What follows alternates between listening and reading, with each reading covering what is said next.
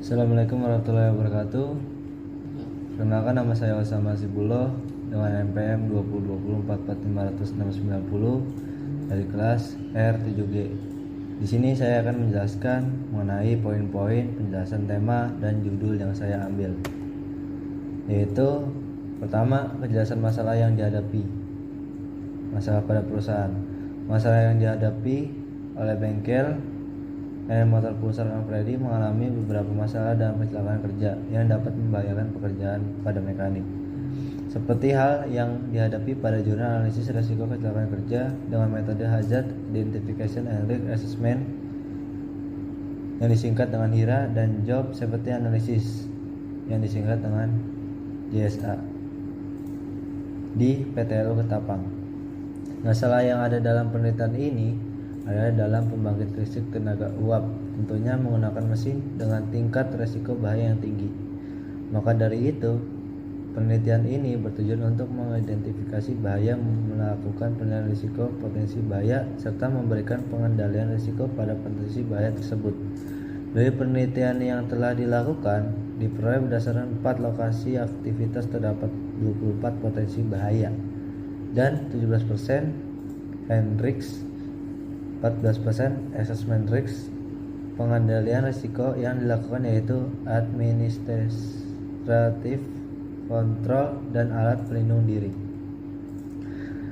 Kejelasan metode yang digunakan yaitu untuk mengatasi masalah yang terdapat pada bengkel motor pulsar Kang Freddy. Risiko kecelakaan dalam bengkel, saya menggunakan analisis dengan metode Hendrix Hazard Identification and Risk Assessment HIRA dan Job Safety Analysis JSA. Hendrix Hazard Identification and Risk Assessment merupakan metode yang digunakan untuk mengidentifikasi suatu potensi bahaya kerja dengan mendefinisikan karakteristik bahaya yang mungkin terjadi dan mengevaluasi risiko yang terjadi. Melalui penilaian risiko dengan menggunakan matriks penilaian risiko, itu sebutan dari Albert et al. 2022. Metode HIRA memiliki kelebihan yaitu mengidentifikasi potensi-potensi bahaya yang terdapat di area kerja dengan cara mendefinisikan karakteristik bahaya yang mungkin terjadi di area kerja tersebut. Itu sebutan Darmawan et al. 2018. Dan melindungi para pekerja dengan meyakinkan bahwa ada beberapa risiko kecelakaan kerja dan memastikan alat pelindung diri para pekerja terpasang dengan benar.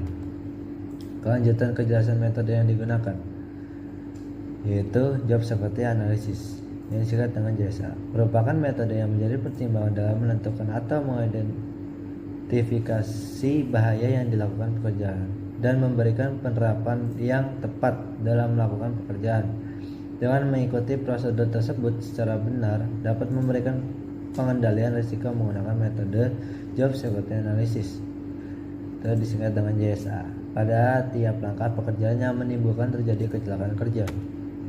Sesuai metode, dalam penelitian yang saya ambil, metode yang saya gunakan merupakan metode yang sangat membantu dalam mengenai analisis risiko kecelakaan kerja dengan metode Hazard Identification and Risk Assessment dan Job Safety Analysis di PTLU Ketapang, di mana potensi bahaya yang akan diteliti dan dianalisis yang kemudian pada akhirnya penelitian ini dapat memberikan rekomendasi atau solusi agar potensi bahaya yang menyebabkan kecelakaan kerja dapat diminimalisir dan dikurangi.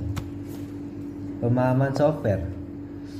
Di sini saya mengambil software yang digunakan adalah software SAS, yaitu komputer untuk analisis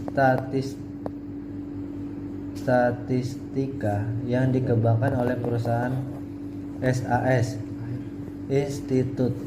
Perangkat lunak ini dirancang untuk keperluan berbagai bidang dengan fitur analisis statistika, riset, operasi, dan manajemen proyek, di mana software tersebut digunakan untuk mengetahui data validasi dan data reliabilitas dikatakan valid atau tidak. Kesesuaian judul dengan masalah. Judul yang saya pilih untuk tugas dalam seminar ini adalah Analisis resiko kecelakaan kerja di bengkel NN Motor Pulsar Kang Freddy dengan menggunakan metode Hazard Identification and Risk Assessment dan job seperti analisis. Metode yang saya pilih ini dapat membantu UMKM bengkel dalam mengatasi permasalahan dalam resiko kecelakaan kerja pada mekanik. Demikian penjelasan dari saya. Bila ada kekurangannya mohon dimaafkan. Wassalamualaikum warahmatullahi wabarakatuh.